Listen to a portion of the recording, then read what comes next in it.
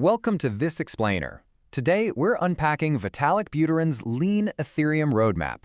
Now, this isn't just a minor software patch we're talking about. It's a massive foundational overhaul, widely considered the network's biggest rebuild since the historic merge.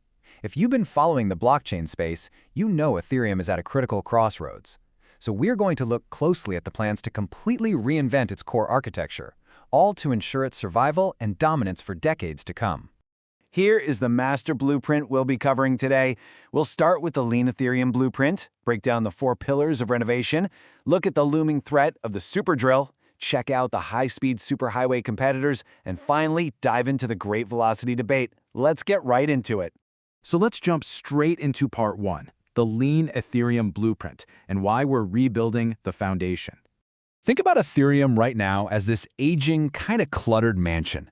Over years of intense development, it's had dozens of messy room additions tacked onto it, and, well, that builds up a massive amount of technical debt.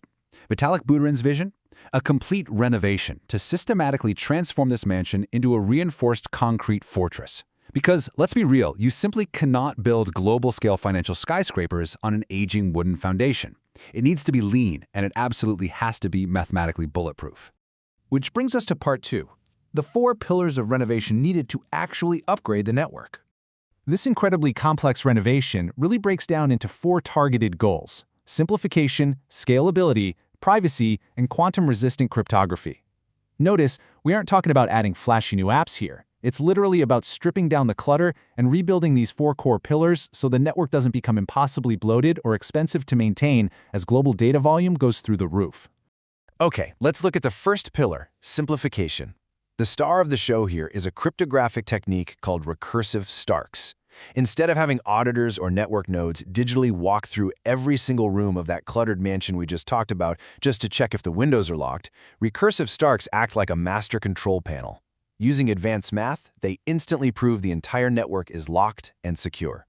It's a total game changer that radically reduces technical debt and makes verifying the system vastly easier. Moving on to the second pillar, scalability. Right now, using the network can sometimes feel like sitting in traffic at a busy toll bridge. Transactions have to stop, wait, and pay high fees whenever there's congestion. The Lean Ethereum upgrade aims to bulldoze that toll bridge and replace it with a multi-lane superhighway packed with high-speed sensors. The ultimate goal here, near-instant transaction finality and dramatically higher throughput. When you hit send, it should blow right through the express lane and complete almost instantly. Now for the third pillar, privacy. Ethereum is shifting from a public postcard model to tamper-proof, opaque envelopes. Think about it. Right now, anyone handling your transaction on a blockchain can read your data, just like a postcard in the mail. For big institutions, that is a massive deal breaker.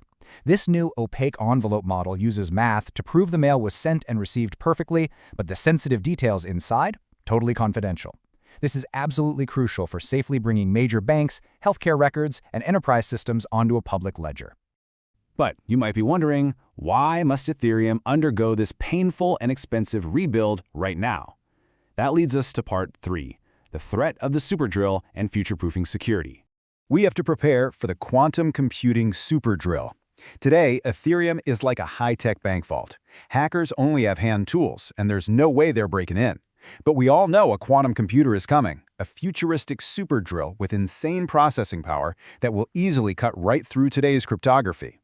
So Ethereum has to upgrade the vault's steel today. By prioritizing quantum-resistant cryptography right now, when that drill is finally switched on, the billions of dollars secured on the network will remain completely untouchable. While all this renovation is happening, we need to check the surrounding neighborhood. Part 4, high-speed superhighway competitors. The trade-offs in the market right now are incredibly stark. As you can see, Ethereum is taking a cautious 3 to 4 year modular approach, betting that its massive renovation will ensure deep institutional trust in quantum safety over the next decade.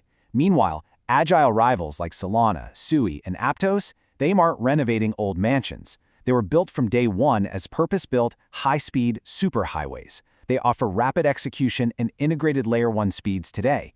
So Ethereum is playing the long game for structural integrity, but these competitors are definitely capturing users right now.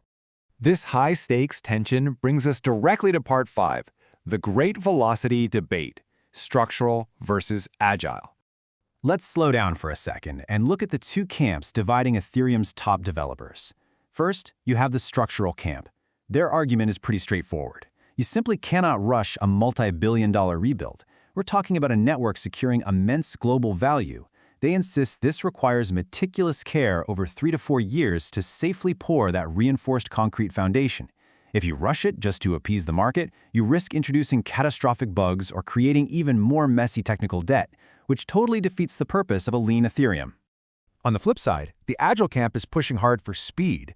Eli Ben-Sasson, the co-founder of Starkware, put it bluntly, saying a 3 to 4 year timeline is way too long. He specifically points out that waiting that long is a massive vulnerability, especially when it comes to quantum readiness. In the fast-moving digital asset space, 4 years is basically an eternity.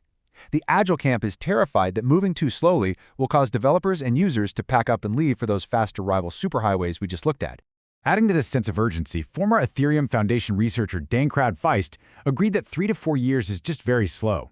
But he actually tossed out a fascinating solution. He suggests leaning into recent advances in AI and large language models to ambitiously accelerate development and get the whole thing done in about 1 year. I mean, think about that. It's a massive, bold proposition.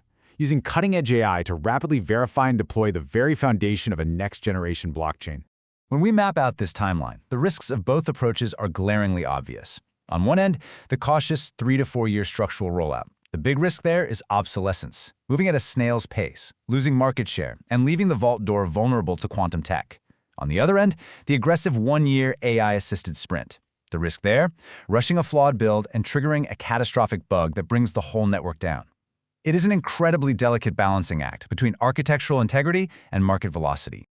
So we'll leave you with this final thought to chew on. As Ethereum kicks off its most significant evolution since the merge, the clock is absolutely ticking. Will the network successfully execute this master blueprint and secure its legacy as the world's untouchable quantum-safe financial foundation? Or, as the countdown begins, will those high-speed rivals leave it in the dust? Thanks for joining us for this explainer. Definitely keep an eye on this space, because the next few years are going to define the very infrastructure of our digital economy.